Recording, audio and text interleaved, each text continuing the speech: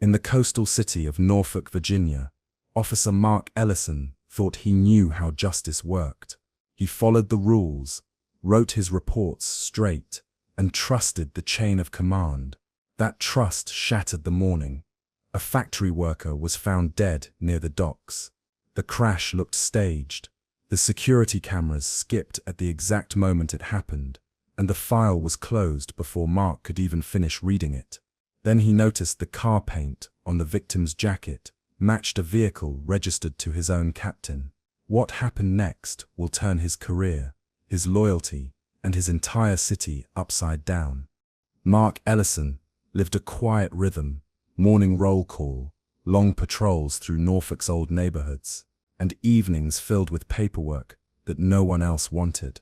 He took pride in being reliable, the officer others could count on to show up and keep things steady. He never chased headlines or glory, just the sense that when someone called, he would be there. His co-workers thought him too rigid, but Mark believed rules were the backbone of trust. That belief would soon be tested, in a way he could never have prepared for. The call came in just after sunrise, a body near the docks, pinned against a barrier by a small sedan. At first glance, it looked like a tragic accident. The victim, a factory worker, finishing a late shift, was identified quickly. The report noted faulty brakes, but something didn't sit right. The security cameras mounted on a nearby warehouse had a gap, 10 minutes of footage missing right when the impact occurred. Mark filed it away, uneasy but still unsure whether it was negligence or something more sinister.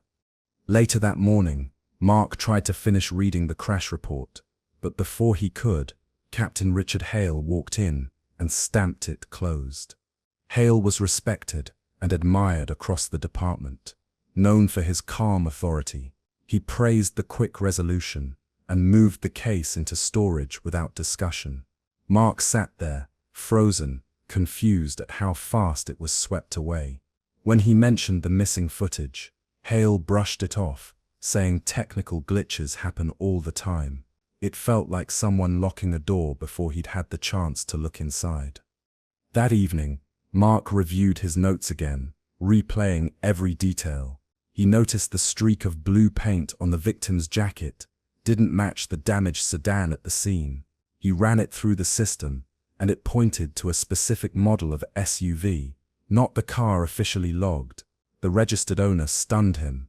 Captain Hale. Mark felt his chest tighten. Was it coincidence or proof of something darker? He couldn't bring himself to believe Hale, his superior and role model, might be involved. Still, the evidence gnawed at him like a splinter he couldn't ignore. Mark confided in 2 fellow officers, casually mentioning the inconsistencies. Instead of curiosity, he met silence and nervous glances. One changed the subject. Another excused himself from the room.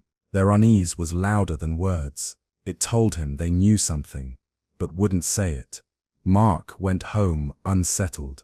His wife noticed his distracted mood, but he shrugged it off. He lay awake that night, the case folder heavy in his thoughts, torn between doing his job and obeying the chain of command that had defined his career. The next day, while grabbing coffee near the docks, a dock worker approached quietly. He said the victim had been asking dangerous questions about city contracts, whispering about corruption tied to council members. The worker warned Mark to be careful, then hurried off. That small tip widened the scope of suspicion. If true, this wasn't just an accident. It was silencing someone who knew too much. The idea chilled him. He realized Hale's quick closure of the case wasn't about efficiency. It was about control. The lines of loyalty were beginning to blur. Mark decided to dig deeper. He pulled property records and traced shell companies tied to recent city projects. One of them, on paper, was run by a faceless management group. A closer look revealed deposits linked to someone inside the department.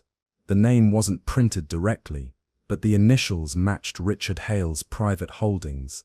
It was enough to connect dots, but not enough to prove anything solid. The more he uncovered, the more he felt the ground slipping under his feet. What if this ran deeper than his captain? What if the whole department was compromised? He tried to push his findings up the chain, sending a detailed email with attachments.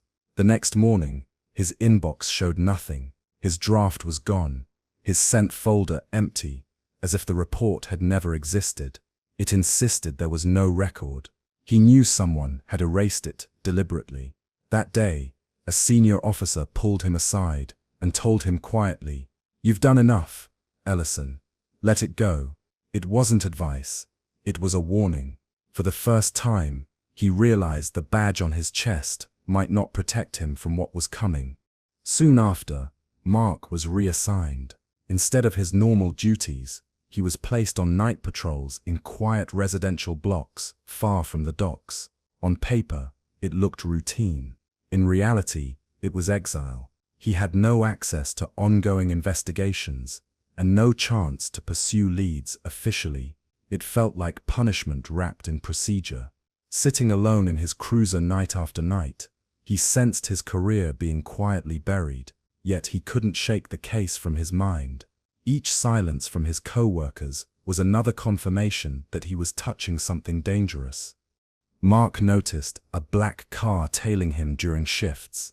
Sometimes it appeared in his rearview mirror, sometimes parked near his home. One night, he drove in circles just to test it, and sure enough, the car followed. Someone was watching, maybe waiting. He told no one, not even his wife. He didn't want her drawn into the shadows gathering around him, but the pressure grew unbearable. He began keeping a journal, recording every detail in case something happened to him. It was his only insurance against the silence closing in. The breaking point came when he matched the paint from the victim's jacket to Hale's SUV in the system. The records were undeniable. His stomach churned at the betrayal. Hale wasn't just his captain. He was someone Mark had admired, the man who vouched for him in his early years.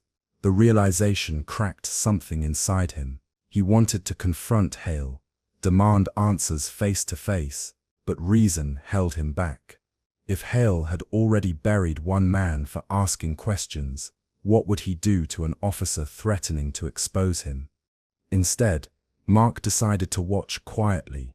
He tracked Hale's movements during off hours, noting meetings at a shipyard warehouse long after midnight. Using his phone camera, he captured footage of Hale entering with city officials and leaving with sealed briefcases.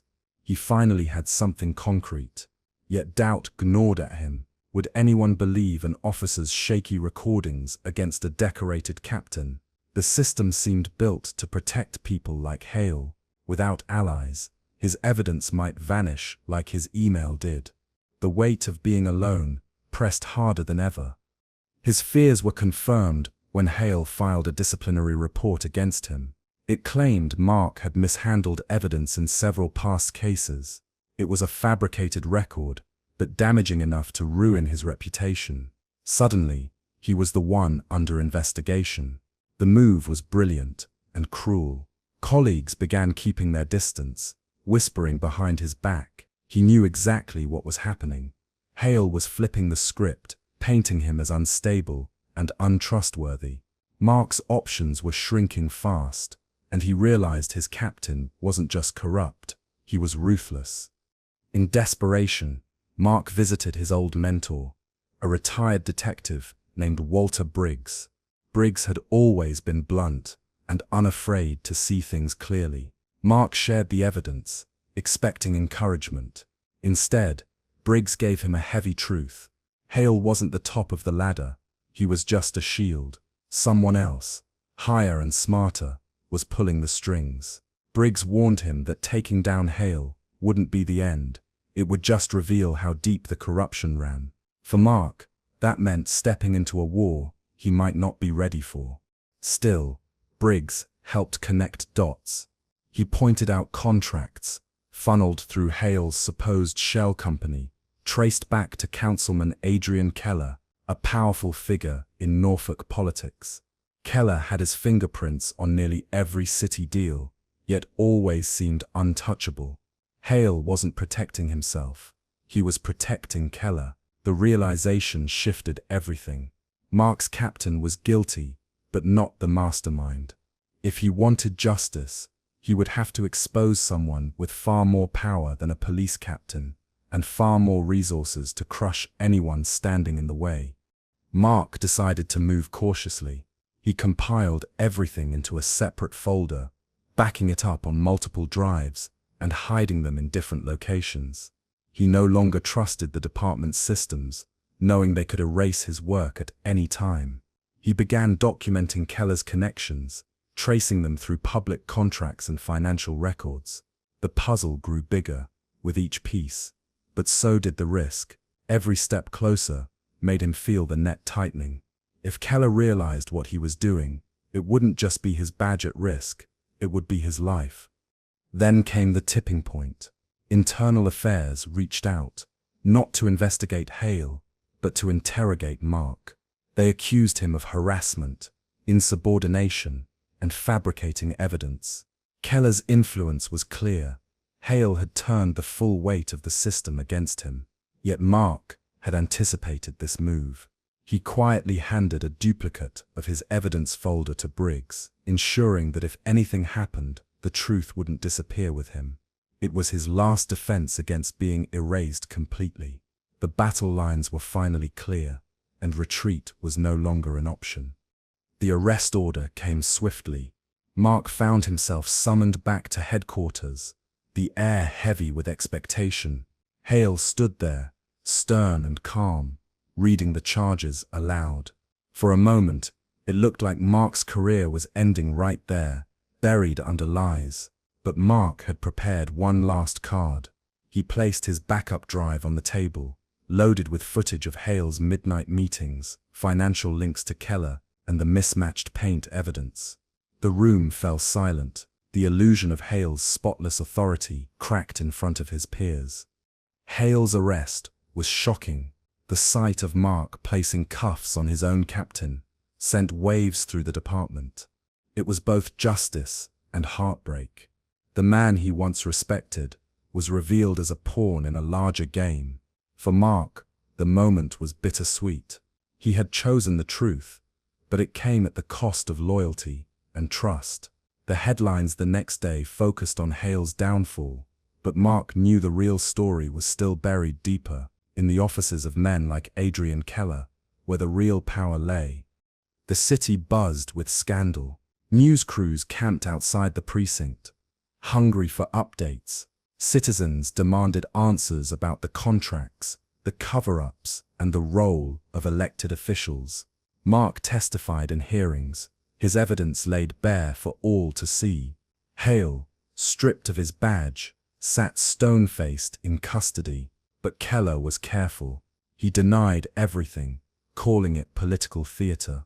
Without direct proof, the councilman slipped through the cracks, untouched. For Mark, victory felt incomplete. He had exposed a piece of the machine, but the gears were still turning. Late one night, Briggs reminded him of something crucial. Corruption doesn't end with one man in handcuffs.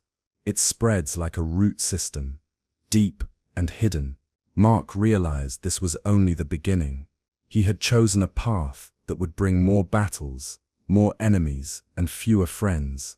Yet he also saw the faces of people in the city who finally felt seen, who believed maybe the system wasn't completely broken after all. That small spark of hope was enough to keep him going, even as the shadows thickened. Mark walked the streets of Norfolk differently now. He felt the stares, some grateful, some hostile. His reputation was split down the middle. To some, he was a hero. To others, a traitor who destroyed the department's image. But he knew he hadn't destroyed anything. He had simply dragged the rot into the light. Every footstep reminded him of the cost. His career was uncertain, his safety fragile, but his conscience was finally clear. He had chosen the harder road, and no matter how lonely it became, he would walk it. At home, Mark struggled with the personal toll. His wife worried constantly, their conversations weighed down by tension. The safety of their family now hung in question. But she saw the resolve in him, the stubborn determination to keep fighting. She supported him, even when fear pressed against them. In quiet moments, Mark wondered if he had made a mistake, if he had traded stability for a war he couldn't win. Yet deep down, he knew silence would have eaten him alive. Speaking out was the only way forward. The department slowly began to shift. Younger officers looked at Mark differently, not just as a colleague, but as proof that one man could stand against corruption. Some whispered about following his lead, while others avoided him, fearing the same fate. The culture was changing, but painfully, Mark understood that real reform would take years, maybe decades. Still, he had forced a crack in the wall. That was enough to start. It wasn't triumph or glory, it was survival, and survival was the first step toward rebuilding something better. The final hearing brought Keller back into the spotlight. Though not arrested, his name was tied to enough shady deals to stain his career. The public outcry grew too loud to ignore. He was forced to resign quietly, citing health concerns. For Mark, it was vindication, but not closure. He hadn't seen Keller in cuffs, hadn't given the victim's family the full justice they deserved. Still, he had forced the truth into the open. That in itself was a kind of victory, though not the one he had imagined. Months later, Mark was offered a transfer to another department. Far from Norfolk, it was framed as a fresh start, but he knew it was also a way to move him out of the spotlight. He considered it carefully. Leaving meant safety and distance from the storm. Staying meant continuing the fight, knowing the risks. In the end, he stayed. Norfolk was his city, flawed and scarred, but worth protecting. He had walked too far down this path to abandon it now. His choice cemented his role as both protector and outcast. On his next patrol through the docks, Mark stopped at the spot where the factory worker had been found. The barrier was repaired, the stains gone, but the memory remained. He thought of the victim's family, of the silence that nearly swallowed the truth. He knew corruption would return in new forms, wearing new faces, but he also knew he had the strength to confront it, even if the cost was high. For the first time in months, he felt steady. He had lost faith in men, but not in justice. Mark's story ended not with triumph, but with resolve. He had arrested his own captain, exposed a mastermind, and stood against a machine much larger than himself. The price was steep, his reputation fractured, his career uncertain, his peace of mind shaken.